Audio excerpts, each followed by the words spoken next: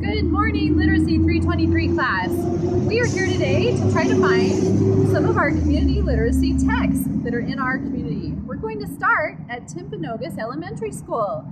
We're going to see if we can find 3 different things that stand out to us about texts in our community. Let's see what we can find.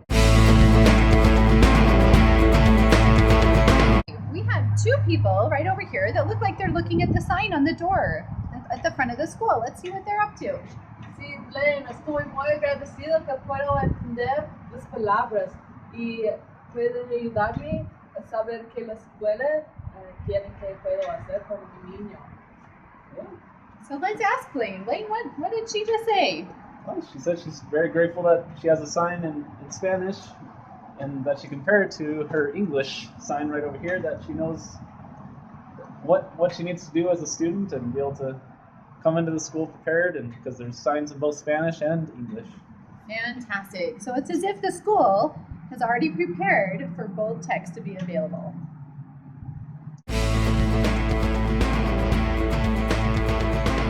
right, we're here in front of the school still, and we are going to talk to Blaine, who's going to explain to us why there is a walking tunnel that goes under the street in front of the school. Let's go this way to talk to Blaine. So we have this tunnel here that kids are able to travel safely under this really busy road, and so that they have kind of a street smarts, and that they don't have to try to use a crosswalk and try to wait for cars. They can just travel underneath this busy road anytime they want to. But it's probably important that they use the buddy system, because it is a kind of secluded spot, so there could be some creek bows in there. But so kind of need a buddy system so that kids are traveling in pairs. If something happens, one can run for help and get the other person first. Get some more help, get an adult. And so that's kind of the street smarts of this school. Perfect. So the reason why this is so important is this is a very busy street that's out in front of the school. We have a gas station just on the corner, as well as just down the street a little ways, we have a market. It's a Spanish market. There's also a doctor's office that's right here too. And at any time there could be a child chasing a ball out into the street, or there could be strangers walking by. It's just a very busy, high traffic area. So it's important that we teach them the literacy of how to use the tunnel, how to get across the street and be able to get home safely.